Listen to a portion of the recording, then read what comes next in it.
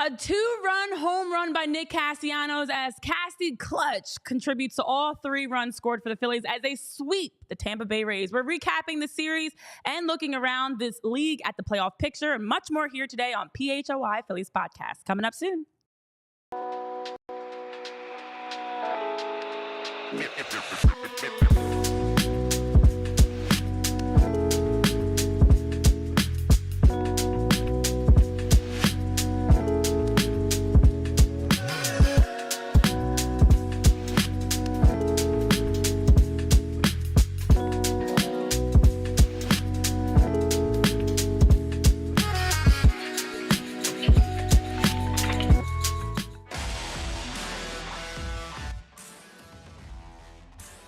The Phillies take the series over the Tampa Bay Rays with a sweep, and Nick Castellanos comes in clutch to help the offense get going for all 3 runs scored. Welcome into the PHLY Phillies podcast presented by Bet365. Download the Bet365 app today and use code PHLY365 when you sign up. Whatever the moment, it's never ordinary at Bet365. Devon texted me last night. He was like, did you take a Casty home run? And I was like, no, I took it the other night. Hopefully you guys took a Casty home run. We've got Tyler Zulli, Jamie Lynch, myself, Renee Washington on this Thursday where we've got no Phillies game today, but we've got the magic number. Magic number is 9.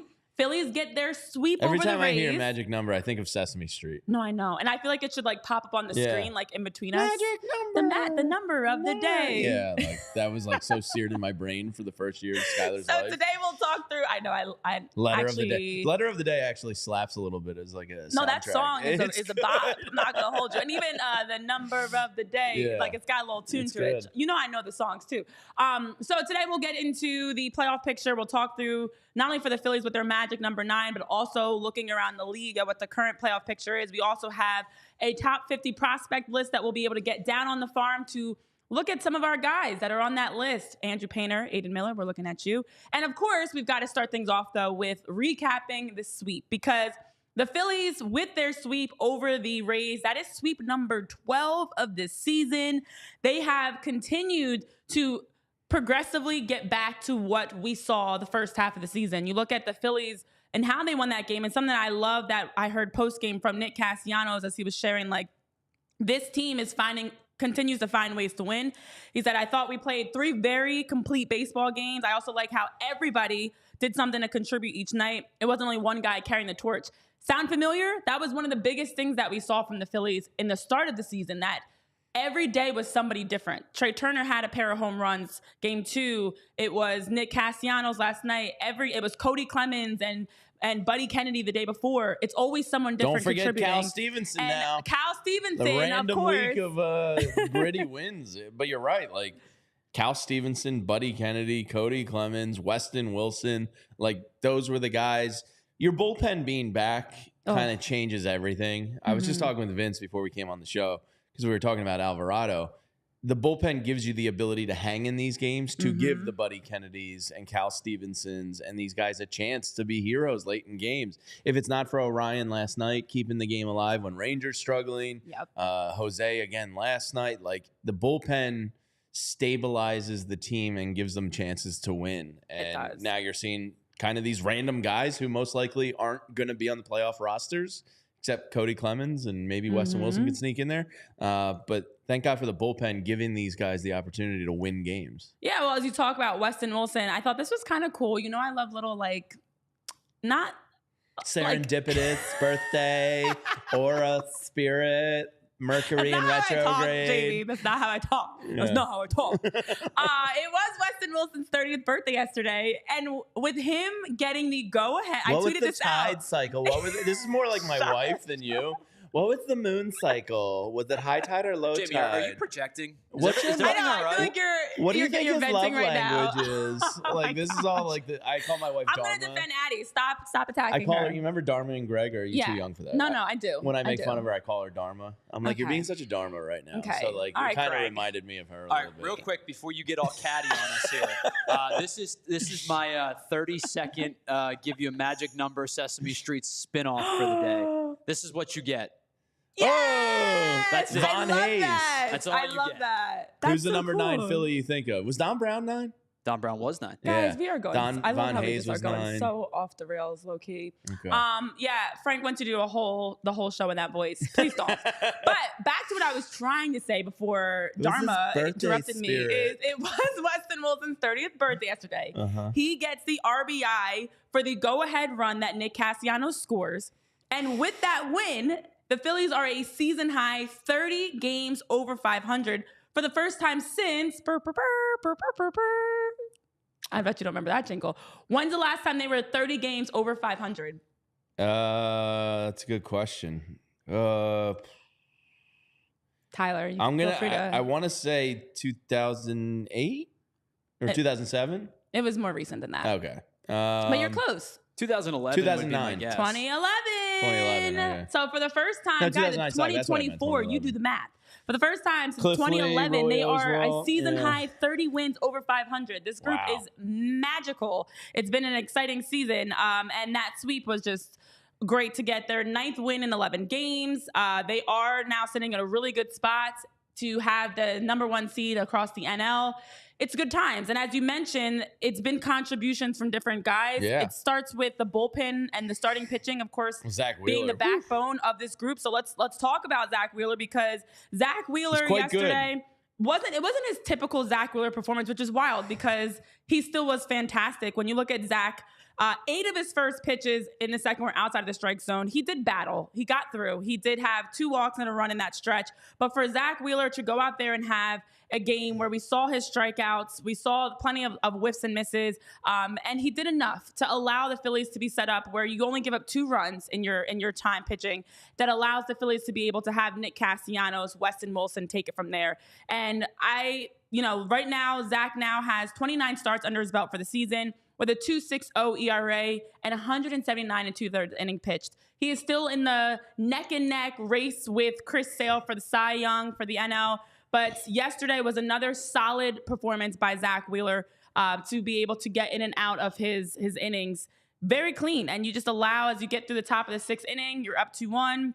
We saw him get a little rattled, but was able to complete the inning and set the Phillies up to come out and win the game. Yeah, the thing that kind of separates like good and great to me is guys like Zach Wheeler display it all the time. When they don't have their best nights and their best stuff, they still just limit you to 3 runs or less and grind through it, and are able to do it. Maybe our nerd research department can look up how many times Zach Wheeler offhand has allowed more than 3 runs this season, because it feels honestly like maybe 4 times, 3 times. Like, I bet it's a pretty low number. He's been absolutely a horse this year. And if it wasn't for Chris Sale, he is your, no doubt about it, Cy Young winner. 4? I nailed it on the head. 4 times. Wow. Thank you, NRD. Look at you. Zach Wheeler gave up 4 earned runs. Well, I went with the earned runs category. Gave up 4 earned runs on April 14th against the Pirates. He gave up a grand slam to Jack Sawinski in that game. He gave up 6 against the Marlins back in May. I think that was around the time that we did the... That's an anomaly. We did the post-game show for Manny Young Brewery. He gave up 6. Yeah. He gave up 8 on Father's Day in Baltimore. Hates dads. Against the Orioles. And then he gave up 7 against the Yankees on July 29th. Yeah. So, since then, he has been not just 3 or less. 2 or less. Yeah. I was going to in say. every start since he, August. 4 times this year. You can count on one hand how many times Zach Wheeler hasn't kept you in a game to compete and go out and win. And obviously when he's on and he's great, he's special. But even baseball justice says at some point he will get a Cy Young. I hope to hell Chris Sale implodes in a couple national games here down the stretch. Wow. Oh, you got the way too early matchups? I've got some ideas here. Let's hope for his downfall. Nothing against you personally, Chris. Yeah, I just Chris, you seem like Zach a great win. guy and all. But so after yesterday, once Zach Wheeler was done his 6 innings pitch, 4 hits, 2 earned runs, 9 strikeouts, 9 great strikeouts at that, and 3 walks on his 103 pitches. 69 of those were strikes. Nice. Then I got to thinking, the wheels got to spinning, because as we know, he is neck and neck with Chris Sale. Now, Wheeler does have the best whip across the NL with a .97 whip through his 29 starts. But as we know, Chris Sale has the edge on ERA. He actually has also the edge in terms of his current record. He is 6-3 with a 2.38 ERA. And he's also been great. He's had 16 straight starts, as we talk about Zach, 2 or less runs. Chris Sale also has 16 straight starts where he has not allowed more than 2 runs. Damn. But All right, who's he got? On September 14th, guys, if you know today's date, it is the 12th. So that's I had to think, actually. Saturday. That is Saturday. So up next, the Braves play the Dodgers. Who's the pitching So matchup? I was looking at the pitching matchups, right, and let's Chris go. Sale is expected to Come on, start Ohtani, on September Ohtani. 14th. Jack Flaherty is starting for the Dodgers. Okay. It is game 2 of this series.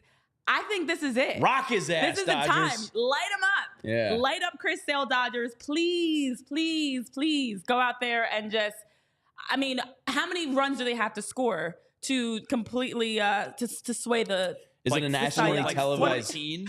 Is it a nationally televised this game? Is over, guys. No, it's not over until it's over. It's not never over. over till it's over, Tyler. If they miss the Chris Sale is playoffs, minus like 3,000. you've met some baseball writers. These are staunchy, grumpy people that grind through a baseball season. They can absolutely be swayed by a last 2 weeks nationally televised game where Chris Sale just gets dragged through the mud and embarrassed by Ohtani. If Ohtani takes him yard like 3 times, Zach Wheeler. Especially like if it's fast.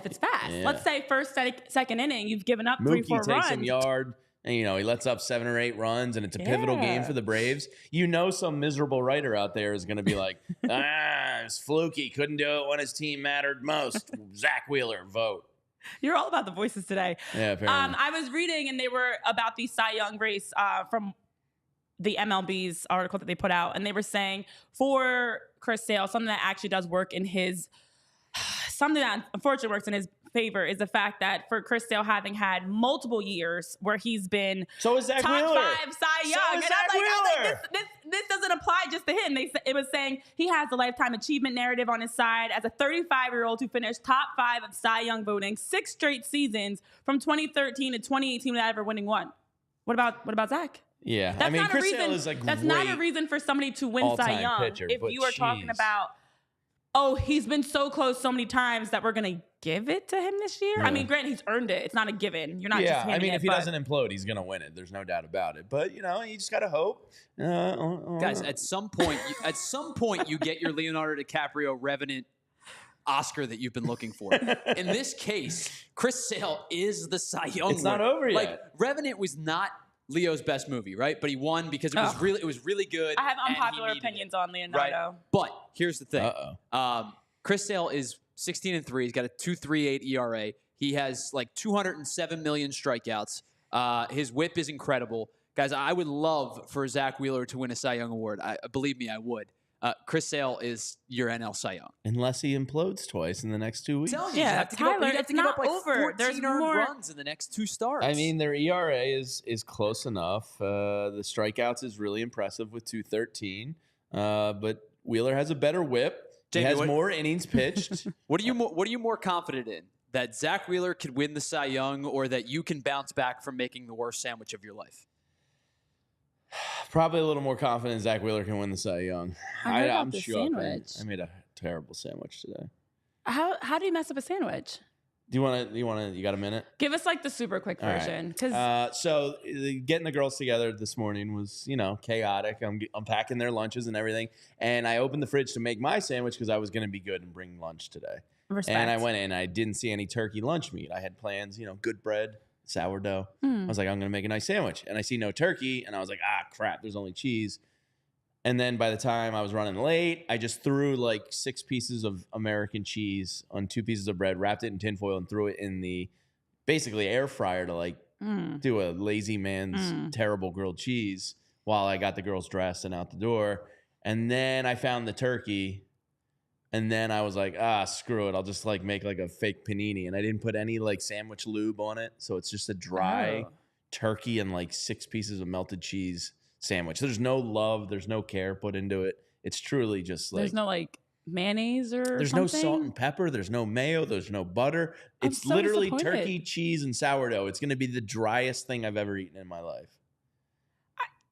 It kind of ruined my whole day. Once you said 6 slices of cheese, that threw me out. Wow. You have to rip it. It's long bread, like the sourdough shape. Oh, that's even worse so because you have all this rip it bread and you have all this dryness. Yeah. And you're going to be. Yeah. That makes I'm it actually really not looking worse. forward to lunch today. Like the bigger the bread, the more you need all the like condiments and stuff because otherwise you're just eating bread. Yeah. Do you want some sandwich with that bread? I'm not looking forward to lunch today, but I am going to make myself suffer because I can't waste food. You have to. You have to suffer. So, That's on you. I have to. What makes it worse is yesterday we were just talking about how you're a foodie and all this, and then you turn around and make this terrible despicable, sandwich. Worst I've ever made in my sandwich. life. Despicable you. So bad. It's a no good, very. What is it? A very no bad, good, no, very no bad good? day. Yeah, I'm a little disappointed in you, Jamie. I was expecting a little bit better from you. But if you guys are looking for better to get prepared for game time so you can be ready for the action, because unlike Jamie, you got to be ready when it's game time, making sure you've got all that you need with food, with drinks, the right fit for the day. Playoffs are coming up, but also with game time, you want to make sure you've got the tickets that you need. And with the Game Time app, they can help make sure that they are taking away the stress of getting your tickets for the game day. Because when it's time to figure out where you want to sit, where you want to be cheering on the Phillies or the Eagles or any other game that you're trying to get to, maybe it's a concert, a comedy show, maybe you're going to hang with some friends and you want to make sure you have great seats. Well, with the Game Time app, you get a view of your seat. You get an idea of where you're going to be located, making sure nothing's going to be blocking your view, making sure you have the perfect angle to be able to sing, cheer, laugh, cry, whatever you're looking to do at that show. And with the Game Time app, they have all the upcoming live events on the app that you can browse through, check out those seats, but also with great prices. We do not want to be outside and spending all this money. You can have fun on a budget. And with the Game Time app, they've got their super deals, which as the game gets closer, the prices get lower. Not the opposite. Prices get better as you get lower. And on top of that, the Game Time app has also added some more Game Time picks for you. What does that mean? That means with the Game Time picks, you get the opportunity to make it easier to see the best prices on any sports, concerts, comedy shows, theaters, and whatever else you're looking to attend. So they've got the all-in pricing. They've got the seat views. They've got picks where they will show you the best prices to simplify it for you. And they've got the lowest prices guaranteed. Game Time also has coverage so that if you ever have to change your purchase, you've got flexibility with their customer service policy that they have to make sure that if something changes, don't worry, Game Time has you covered. So today, take the guesswork out of buying tickets with the Game Time app. You can download the Game Time app. You can use code PHLY and get $20 off your first purchase. Terms to apply. Again, download the app, use code PHLY, and get $20 off. Download the Game Time app today because what time is it, Jamie? Game time. Game time. And when you get yourself to the game and you go, wow, I just saved all this money with the Game Time app. Well, take that savings and go right to your nearest beer stand and grab yourself a cold, delicious Miller Lite.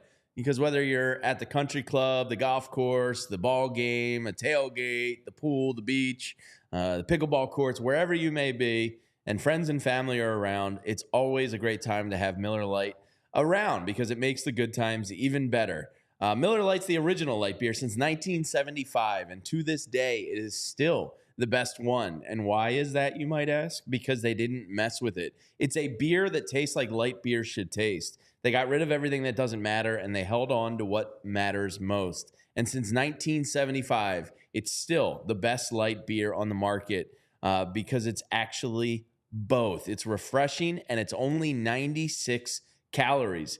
It's the beer that strips away everything you don't need, and it just tastes like a light beer should taste. Less filling and only 96 calories. You don't have to choose what's best because Miller Lite has great taste and is less filling. Tastes like Miller time. To get Miller Lite delivered right to your door, which I actually have to do tomorrow night for our post-game show. Need a cold Miller Lite in the fridge because I drank all mine. Visit MillerLite.com/PHLY-Phils, or you can find it pretty much anywhere that sells beer. Celebrate responsibly. Miller Brewing Company, Milwaukee, Wisconsin. 96 calories per 12 ounces. Fewer calories and carbs than premium regular beer. All right. Well, as you guys are tuned in here to PHLY Phillies podcast presented by Bet365, we've talked Zach Wheeler. Let's continue talking pitching because Jose Alvarado is back. In my opinion, I feel like Jose Alvarado, the last, games that we've seen of Jose, it feels like we're getting him back. Of course, we had, we were all nervous and sending up prayers and best wishes when we heard that he was going through a tough time with his family. So it's great to see that Jose Alvarado has been working himself back into his early season and honestly prime career, peak career Jose Alvarado. So we saw him come out yesterday and pitch a 1-2-3 inning. That is his third in a row. And he's also now had 7 in a row without allowing a run. And I know Jose was speaking after the game saying, what can I say? It seems like the best thing in the world when you're on the best team in baseball with the best record in baseball and best teammates in baseball. And everything that he just exudes, that positivity of Jose, the consistency of him, and also the ability for him to go out alongside Orion, Kerkering, Matt Strahm, Jeff Hoffman, Carlos Estevez. Like you have this Fab Five, I guess we can call them, in the bullpen. Are they the Phillies Fab Five of? I love the Fab Five. I know, right? I know. That just triggered so many memories. Yeah. But the Phillies Fab Five of bullpen arms that you can rely on consistently to get the job done and to close out games. Scoreless innings, scoreless showings continue. So it's just great to see. Yeah. Matt Gelb had a piece up on The Athletic today about Jose and basically insinuates that his mind is a little cleared of burden since his trip home. And he's been spectacular. And he is kind of like, he's an X factor here. He really changes this bullpen if he's back to where he is, because Strahm has been great this year. Hoffman has been tremendous. Orion, probably went through a little bit of a dead arm period there in the middle of the summer, but for the most part has been tremendous. And then Estevez, Alvarado, like really, because he's a lefty, him and Strahm become your lefty specialists. Yep. And then you have 3 righties who you trust. You have 5 guys, as you said, that you trust in high leverage spots. That is a huge addition for Rob Thompson heading into the playoffs. This was from the Gelb piece. We know that Jose, his kind of Achilles heel before going back to Venezuela was he was putting a lot of free runners on base and not always being able to get out of it. Well, his pitch counts, as Matt Gelb points out, do run high. In his 5 innings this month, his pitch count has gone 14, 17, 15, 14, 7. But the good sign, he's only walked 1 batter in that time. So Jose Alvarado appears to be back, and I think it was Castellanos talking after the game last night and said, man, when he's on, he is one of the most unhittable bullpen arms in the game.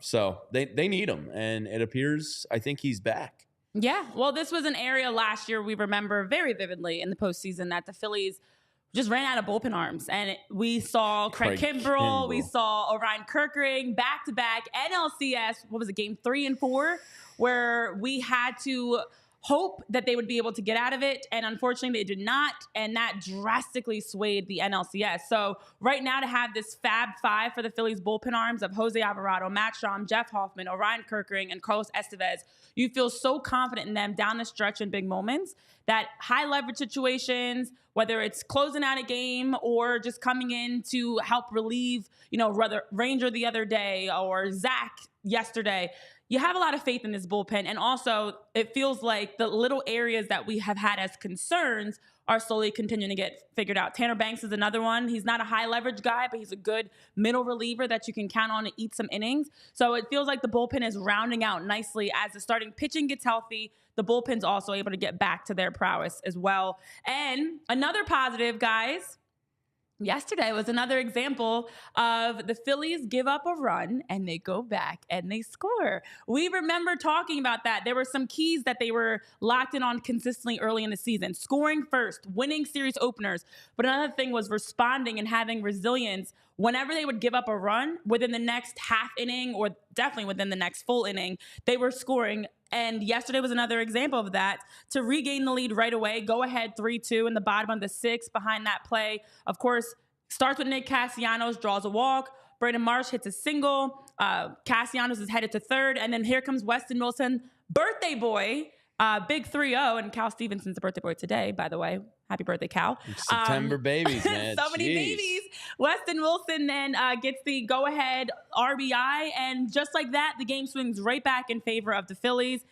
Feels like they're really getting back to all the little things that we had talked about as strengths of this team.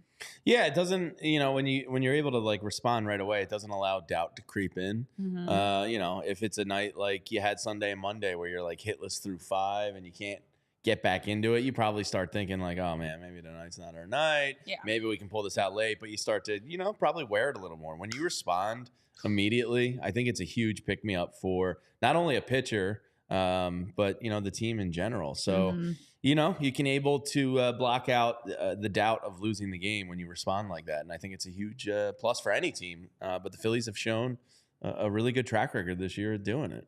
And one guy that's been responding a lot, including responding to getting hit by a pitch, to then come out in his first at bat and smash one out of the ballpark for a 2-run home run, Nick Castellanos. Yeah. I actually we could not have drawn this up anymore. I love storylines also, and love the fact that, well, I don't love that he got hit by the pitch. I keep saying that. I don't love that.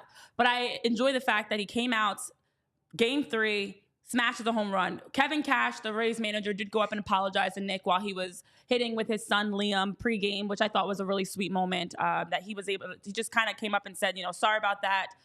We apologize, which was nice to see after Edwin hit him with a pitch the day before. And then to turn around and have his very first at bat, Nick Castellanos. This is what you love best. It's not about talking. There's nothing to talk about at this point. Just go out and get back to what you do, and that's helping this team win games. And so Nick Castellanos. What is it? 16 games left or 17? 16 games left. 16 games left. So I'm just looking at his stats. He's gotten his batting average all the way up to 245 on the year, which is wildly impressive. But he's sitting at 80 RBIs. If you extrapolate his 16-game RBI pace, I don't know what it is offhand, but I would imagine he's probably good for another 8 RBIs or so. Yeah. So he's gonna, have another season around 90-ish RBIs, maybe 88 to 90 RBIs. OBP is not his specialty at 304, but his OPS plus is 100. He got that up out of the cellar. His OPS is 717. It's another, at the end of the year, nice year from Nick Castellanos. He's really impressed. He has been, and 20 very home runs impressive. too. I didn't mention that. So he's probably gonna end up with 22, maybe something like that, which is kind of around where you expected. I don't think many people realistically expected Castellanos to all of a sudden become, a consistent 30+ a year guy. Yeah. So if you can be in that 23 home run range with 90 RBIs, it's going to end up being a more than fair contract, borderline even kind of good contract. Yeah, and it wasn't long ago that everybody was frustrated that Nick was the only one. It was him and it was Johan Rojas that people were dragging through the mud for how they started off the season offensively. And both have really turned it around. Nick had just 7 RBIs in the month of April, but has had consistently 15 or more every month since. Yeah. And already is at 7 RBIs in September. It's September 12th. He's already at 7 RBIs. But when you also look at how those RBIs are happening, the stats are one thing, but what really paints the picture is when you look at the context of when they're happening. Yesterday, you win 3-2. You have 2 RBIs on the game and you score a run. We saw him over the last couple weeks. He is winning games for the Phillies. It's walk-offs, it's RBIs. So for Nick Castellanos to not only be getting the offensive production, but to quite literally be putting the team on his back, and you can count on him in big moments. He's the one that you want to see up to bat 8th, 9th inning to help you win the game. So yeah, it's remarkable when you look at his numbers as an everyday right fielder, how much he's been producing and how much he's been just so consistent for this team. Do you think anybody actually calls him artist? No, I don't know why they always We talked have about these this nicknames. once before when we noticed it. Baseball Reference has the nickname tab, and his is artist. Do you think there's like what do you say? What's up, artist? Yeah, his name is Nick. One syllable. You're gonna call him artist. I know he's an artsy kind of philosophical, hippie bra type of guy. But do you think anybody actually calls him artist? Should we start calling him artist, Jamie? No. I don't want to either. No, it's not a good nickname. I feel like we can come up with a better nickname, but his name is Nick. So, you don't really need a nickname for I always forget about it. And then every time I read it, I'm like, what? I know. I don't think some of those nicknames are real on Baseball Reference. They can't be. I mean, I would think it is. Tyler, yeah, what do you think? Artist?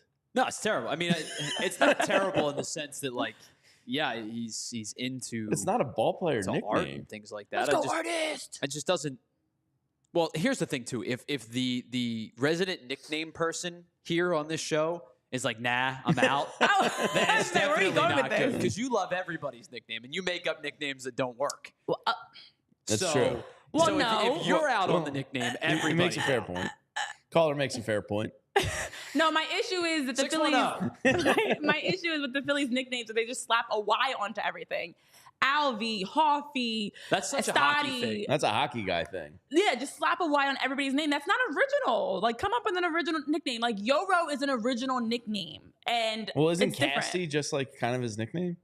Again, same thing. You're just slapping It's a Y on same there. thing, but at it's least better that than actually artist. is a way better nickname than artist. Yeah, I don't know about that What one. do you do with somebody who has an E sound at the end of the name? Like, what would you do with my last name?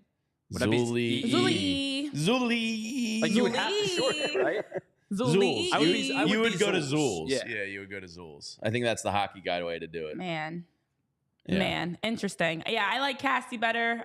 It's, Artist. Yeah, it's definitely not great at all because there are so many other things they could be calling him. I like Casty. I like Casty Clutch. There's so many things that we could get from Nick versus just calling him artist. Nicky Durkin says he has gotten to a point where he is team Casty batting cleanup come playoff time. Ooh, That's spicy. That's very spicy. I mean, JT should be back this weekend. We'll get into the injury update, and Schwarber should be back tomorrow. Rob says. Yeah. Bohm. Oh. It's worrying me a little bit. I think he'll be back next week, but yeah, I could be talked into Cassie in the 4-hole. If it's him and Bohm has only played like a couple days leading up to the playoffs, get the strength and kind of playing condition back up a little bit, I could be talked into it. Yeah, I mean, listen, at the end of the day, when you look at the timing of Alec Bohm's injury and, of course, how long it's taken him to get back from that August 29th it was. As soon as I saw it live, I went, oh, that's not good. I know. You just know that like ligament like strain feeling, and not good. It doesn't go away easily. So Alec Bohm is expected to potentially return this weekend versus the Mets. Now, he tried hitting with a regular bat in the batting cage on September 10th, but still had pain in his hand, which doesn't make me encouraged for this weekend. Yikes. He's not playing. I'd be shocked if he played this weekend. You need probably like a full week of no pain. So if he still had pain on September 10th, that doesn't make me encouraged. He tried, the plan was for him to swing again September 11th, but right now it's been the pain when he swings that's been the issue. Again, it's been since August 29th that we're awaiting the return of Alec Bohm. It went from like 1 or 2 days to here we are still waiting. You're on the IL. He is saying he feels good with how it's progressing, but if you're still feeling pain, I don't feel great about that. So your points about JT, he's looking good to get back. And Saturday, Friday I think, was maybe Friday. Friday, Saturday, possibly looking at his return. So getting back from that foul pitch that he took off of his left knee, which just caused some swelling. And then, of course, Kyle Schwarber, as we know, we had a feeling he would be out, especially with today being a day off. Yeah. That being scratched yesterday from the lineup with that hyperextended left elbow should give him a nice 2-day. It shouldn't be too serious. But injuries are a big part of this. And if you can get Nick Castellanos, if you need to move Nick Castellanos into the cleanup spot, it's not a bad idea. I wouldn't lose sleep over it, to be honest. And you know where you guys don't have to worry about losing sleep?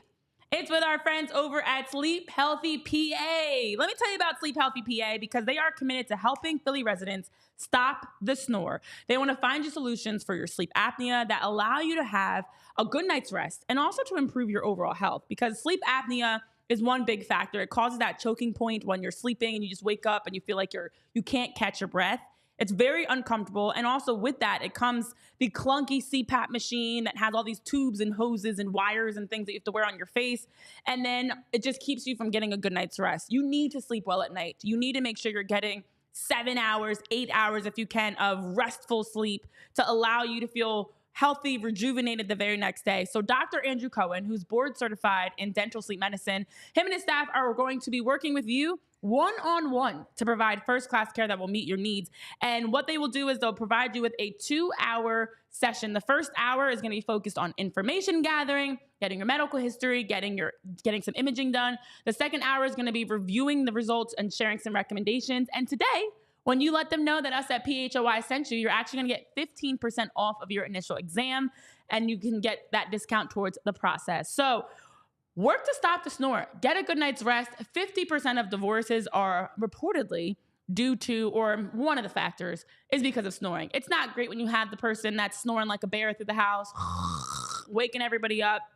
It's not good when you're the person snoring like a bear through the house.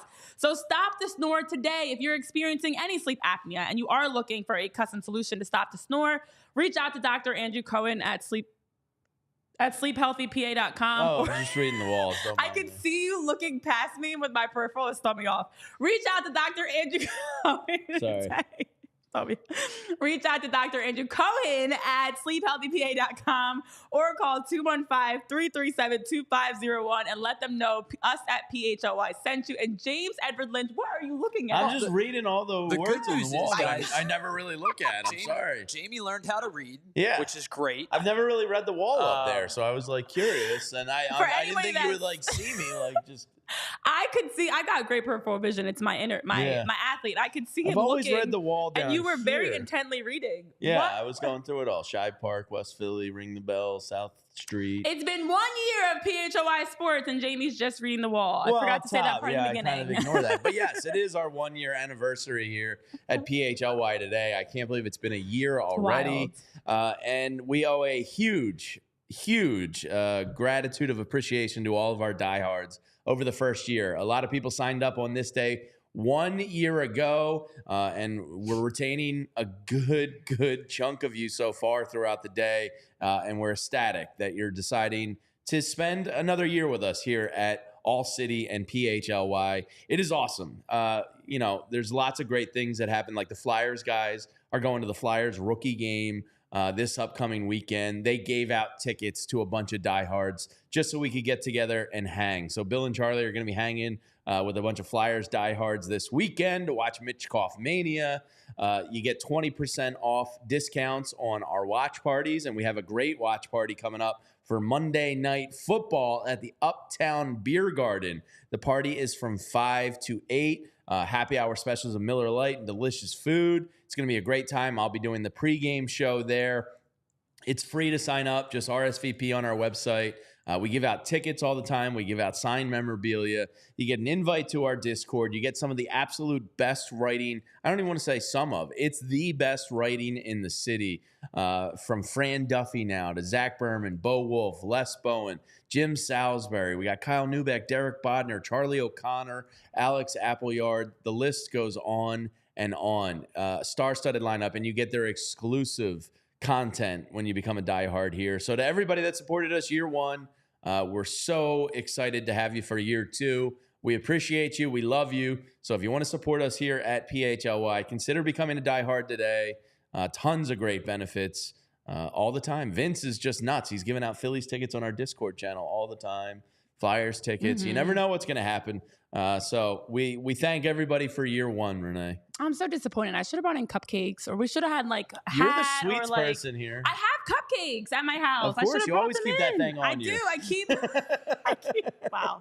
Thanks, that Jamie. cupcake thing on me. I have a pack of cupcakes. It was my birthday, so I have cupcakes. That's my excuse. But I do always have cupcakes. Even if it's not your birthday. I know. I just like to buy packs of 12 packs of cupcakes to eat by myself. Now, are you fridge or room temperature stored? I put them in the fridge, but then I take one out when I want to get ready to eat it, let it warm up. What is your, are you, let's talk tasty cakes here for a second. Are you a tasty cake person? Are you an Entenmann's? No? Oh my gosh, are you kidding? Didn't we already determine that Renee was putting plastic packaging in the microwave? Okay, that's not. Well, yeah, she's going to burn her house down. Yeah, that doesn't correlate to my tasty cake. That's undeniable. It doesn't correlate to my tasty cake and my Entenmann's love.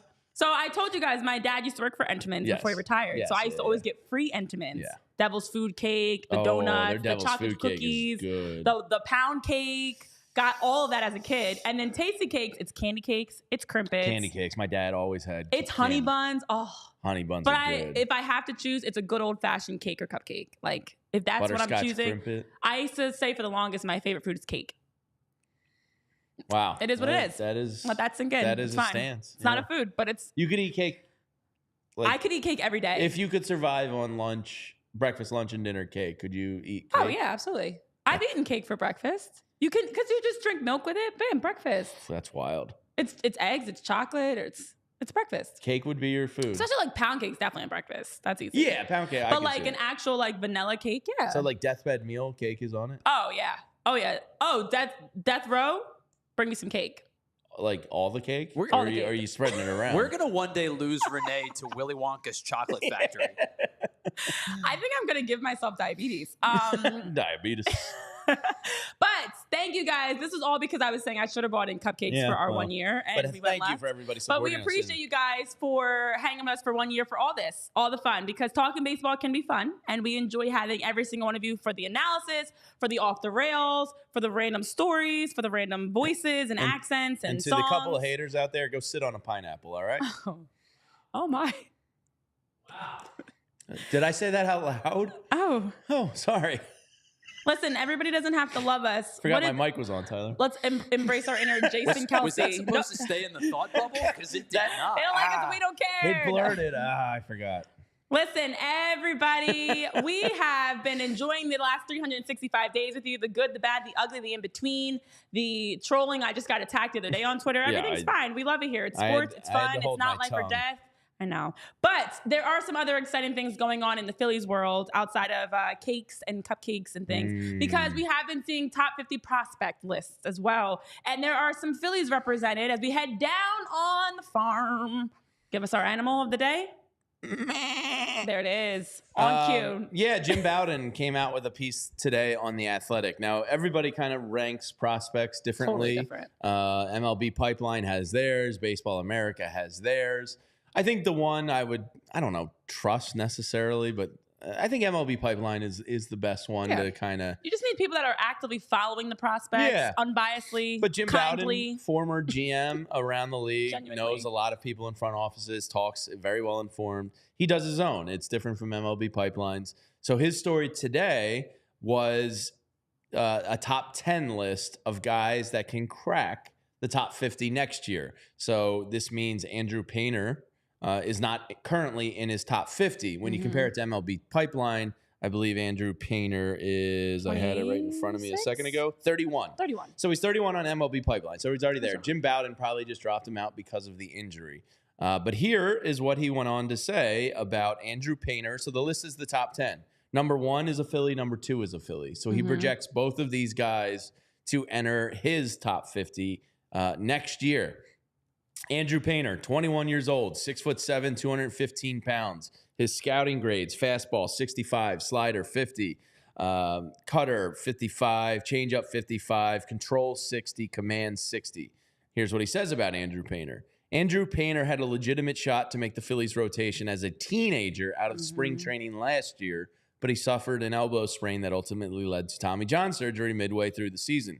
He did not pitch in 2023 beyond one Grapefruit League game in 2024, and the only reason he didn't make my top 50 was because he posted a 1.56 ERA over 22 starts and averaged 13.5 strikeouts per 9 across 3 minor league levels. If he returns to form with the same stuff he displayed before injury, he's a top 3 pitching prospect in baseball next year. He has 3+ pitches, including a 98-mile-an-hour fastball with downward plane. He has tremendous reach and can repeat his release point despite his 6'7" frame. The Phillies think he can be a big league contributor at some point next season, though they will need to monitor his innings. Yeah. That was enjoyable to read. And it's great because Andrew Painter, we've been hearing his progression, that he's been throwing bullpen sessions. He actually has another bullpen session scheduled September 13th in Clearwater. He has been experiencing some soreness in his right elbow. Shut it down. He was dealing with that kind of in August, so they did kind of slow him down a little bit. But they say that is common for pitchers returning from Tommy John. So he still is on his timeline and expected to return back in 2025. He will just be only 21 years old on opening day, so That's still crazy. so young. Yeah. And for him to be ramping up, I think now as we talk playoffs and as we look, we'll look at the season here in front of us, it also is exciting when you think about what the future can hold for a young talent like Andrew Painter. Yeah. I mean, you forget how young these kids are. And the next guy on the list is somebody we got to know a little bit sitting down in Clearwater with him this year. Jim Bowden has Justin Crawford as his number 2 prospect that'll crack the top 50 next year. Here's what he says about Justin Crawford, 20 years old. I mean, Painter's 21. You forget. And then Aiden Miller, he's 20 now, right? I think he just turned 20. Yeah, I think he just. So these kids, like their 3 top prospects are still so young and already on a cusp of could almost be some of their contributing to, the big league club. Here, what did you say? Parents or Paris? What did you just say? Parents. We could be almost. Oh, some of us could almost be their parents. I could 100% be these kids' parents.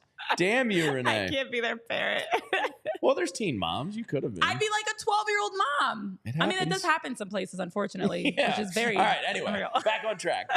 Justin Crawford, 20 years old, bats left, throws right, 6'2", 188 pounds. Scouting grades, hit 55, power 35. He's never going to have power, folks. Yeah. Run 70, arm 55, fielding a 60. He says Justin Crawford is the son of four-timer All-Star Carl Crawford, and he has a similar game to his dad. He's a plus defender in center field with tremendous range thanks to elite speed. He slashed 312, 360, 445 this season with 24 doubles, 9 homers, and 42 stolen bases between high A and double A. He is the Phillies' long-term answer in center field, and if he keeps hitting like he has the past 2 years, he could make the majors by the end of next year, or if not, the beginning of 2025. So Jim Bowden high on both Crawford and Painter. I think Justin Crawford on MLB Pipelines is right out. He actually might be in. I think he's like 40. I think he's 51 actually. So he's right on the outside. 54. He's 54 in MLB Pipeline. So him and Jim Bowden and MLB Pipeline kind of sync up on their Justin Crawford evaluation. Yeah. Justin Crawford had an excellent year across 2 different levels.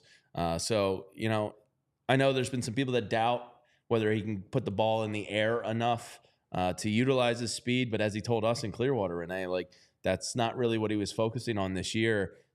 They wanted him to put the ball in play, right? Just so he could get his speed on the base pass and try and take advantage of, you know, maybe some infield singles that other guys can't leg out or some doubles that should have been singles to a lot of guys. So they want him putting the ball in play. They're not really concerned with launch angle and driving gaps yet. Yeah, with his speed and also his youth also in general. You want to work on things at baby steps. And that's something that we got from Justin Crawford, Aiden Miller as well. Like these guys are still so young. They're still working on so many things. And for Justin Crawford to be sitting on 9 home runs on the season, he's got 58 RBIs, 42 stolen bases. And then his splits are a 312, 360, and an 805 OPS. Justin Crawford is going to be an elite center fielder, and he has the potential to do it. He's already got the baseball IQ, the pedigree, the speed, the talents, the raw skill on top of, as they're refining some areas of his game, he's taken those next steps. And much like we talk about now, you look at like a Cody Clemens, like guys that have a parent, a sibling, someone ahead of them that has also been a professional. It also gives them the understanding of what it's like to be a pro. It's a second nature thing. Exactly. He grew up around the game. Yeah. And then now also you know how to learning. Behave. You know how to train. You know how to eat. It's an advantage. Obviously, it's a huge advantage yeah. because you get that next level training physically, but also mentally. Like the professional I think between the years is the most important. The biggest factor. There are a lot of talented athletes that don't make it to the pros for that exact reason. So for Justin Crawford to get the all-around tutelage and training and teaching. And it was really cool to see him and Miller, you know, like together. Like they're close buddies. Oh my gosh. They're playing in the Futures games together. It was cool to see them like one move up and then the other trail and then the other move up and like, you know, it's really an exciting farm system all of a sudden. And it's highlighted by these 3 kids, you know, Andrew Painter, Justin Crawford, and Mick Abel. And there's some other ones that are really exciting too. But these 3 are getting written about in The Athletic today. And it's really cool stuff. They're on a ton of lists. People have eyes on them. They are already showing a lot in such a young age. So definitely looks like the future is bright for these prospects, and as we are down on the farm, a lot to look forward to for the Phillies pipeline, that they're doing a great job of just developing these young talents to be ready for the majors, hopefully as soon as next season. K-Red, I am sorry to hear that your job keeps calling you. How dare they call you while you're trying to watch the show? Rude of them. But more importantly, it is exciting now, guys. Not only is it the 1-year anniversary here at PHLY, but bigger than us, the Phillies' magic number is just 9. So we've got to take a look at the current playoff picture because this is the beauty. One of the goals, I know, we talked about it in the offseason, something that I wanted for this team is to get to September and lock in the NL East early. Lock in a playoff spot. I just said a playoff spot early, to be honest. Done. That's easy. They've got that down. Then to also be able to have the ability now to be competing for that number 1 seed in the NL gives them less pressure versus like past seasons where you are clawing down to the final game, playing with all you've got to try to squeeze into a wild card spot. So fortunately for the Phillies, they have done so much this season that they have set themselves up where they don't have to worry about that. I know there was like a list that Major League Baseball put out about teams that might have some concerns with how they've been playing as of late. And the Phillies were one of those teams that they had listed because of obviously the drop off that they had after the All-Star game. But the Phillies are still top in the NL East. They are sitting in a really good spot ahead of the Mets. 8 games ahead of the Mets now, I believe is the current number. Big series this weekend. Yes. So they're sitting in a really good spot currently with that 8-game lead over the Mets, 9-game lead over the Braves. But we're also keeping an eye on everything else that's going on around the NL because they do, of course, have the tiebreaker over the Dodgers or the Padres. If there was a tiebreaker for the Dodgers specifically, they can actually lock in the tiebreaker against the Brewers. As we remember, they swept the Brewers around, that was June 5th, that it would have been, June 3rd to 5th, I believe that series was, where they swept the Brewers in Rhys Hoskins' return. So they actually, when they face the Brewers, can, with just 1 win, take that season series as well. That would give them the advantage over the Brewers when they face them September 16th to the 18th. And then now it's about looking at what else is going on around the league because they have a 99.4% chance of winning the division according to FanGraphs. Of course, 100% of making the playoffs. This is the NL wild card race. It's a wild, wild race. It's very tight with the Mets leading the Braves by just 1 game. So the Braves are in the hunt. They're on the outside looking in. The Mets, as of now, would have that last wild card spot for the NL. Those stinking Diamondbacks and Padres have been looking really good, unfortunately. Well, there's only 3 games separating the top wild card spot and the last team in. Cubs, sorry, CHGO, you're probably going to need a lot of help here with those 4 teams like scratching and clawing this one out. But the Diamondbacks are just kind of like this. One of our counterparts from PHNX out there is out in the office today, and I was like, man, what is going on with the Diamondbacks here? I was like, Eugenio Suarez. Did you see this stat on him? I put he it was in on motion. my fantasy team. Oh well, that was a pretty good pickup. Eugenio Suarez since July 1st is leading Major League Baseball with 22 home runs and 60 RBIs. Mm-hmm. He's outperforming Aaron Judge and Juan Soto in the power department, like outperforming Ohtani since July 1st. Eugenio Suarez? Like, what is going on with this Diamondbacks team? They won't die. They won't go away. Corbin Carroll got hot again. But this is going to be a pretty fascinating playoff race for those 4 teams. Yeah. And the Phillies are going to have a big hand in saying who's going to get in and who's not, because if they can beat up a red-hot Mets team or the Mets beat up the Phillies. Well, that's the thing. 7 of the 16 games the Phillies have left against the Mets. They, of course, face the Brewers as well. So they are, what's great about this, on the mound too. The Braves are going to face the Dodgers and the Mets. The Mets have the Phillies, the Braves, and there's somebody else that, I guess that's 10 of their games.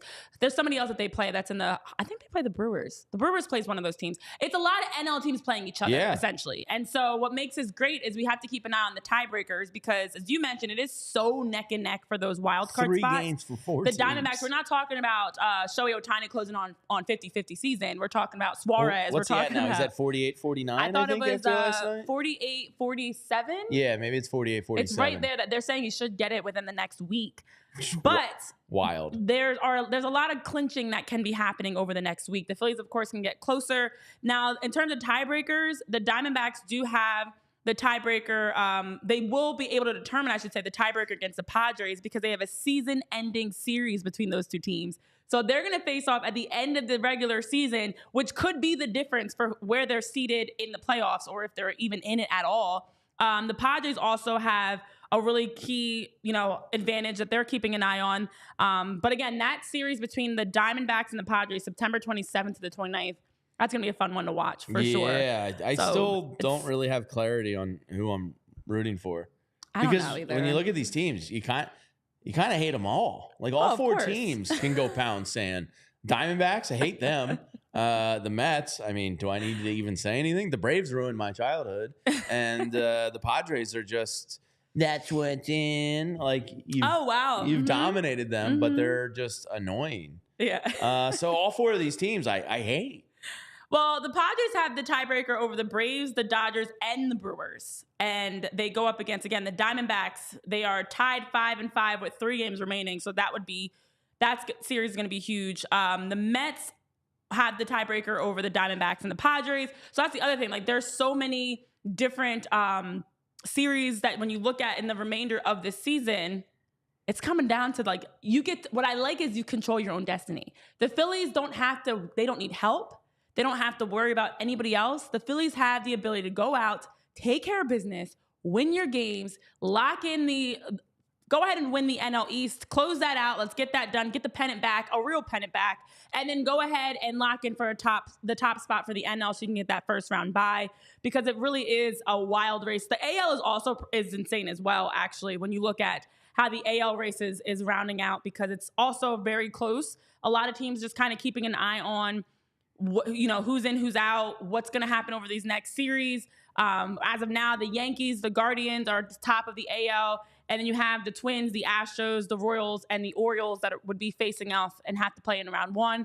So it's time to keep an eye on the playoff picture. It's time to lock in on that and watch. We're going to have to do daily playoff updates now. Oh, yeah. Because it's I mean, the third wild card spot is working for Major League Baseball. Like, the double bye for the top 2 seeds, these races the past couple years, it's undeniably working. You can hate it if you think it's too many teams that make the playoff, but like it's making for a great 2 to 3 weeks of the final portion of the season each year.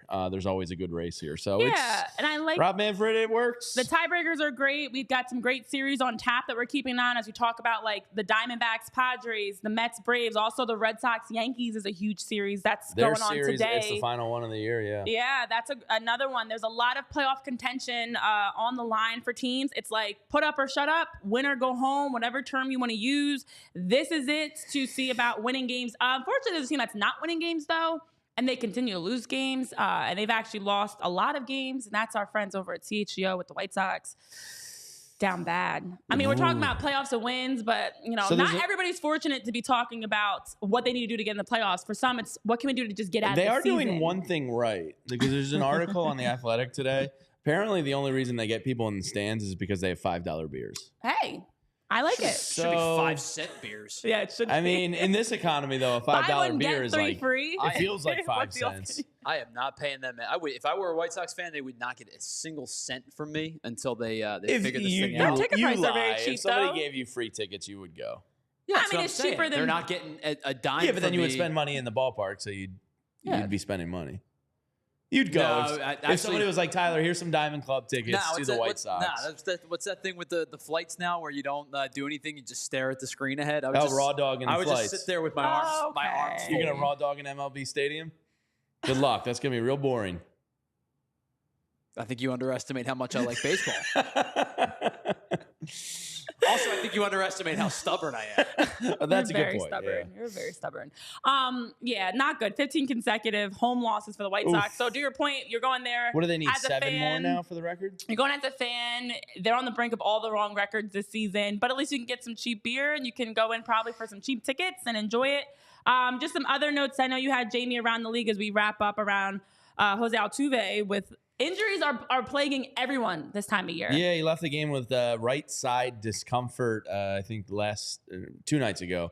But he said yesterday to the media he's not worried about it. I think they're just being a little precautionary here because, of course, the Astros are just vampires that will never go away. So Jose Altuve is okay, according to him. We'll see. Yeah. And then Francisco Lindor ended the Blue Jays no last night in the bottom of the 9th.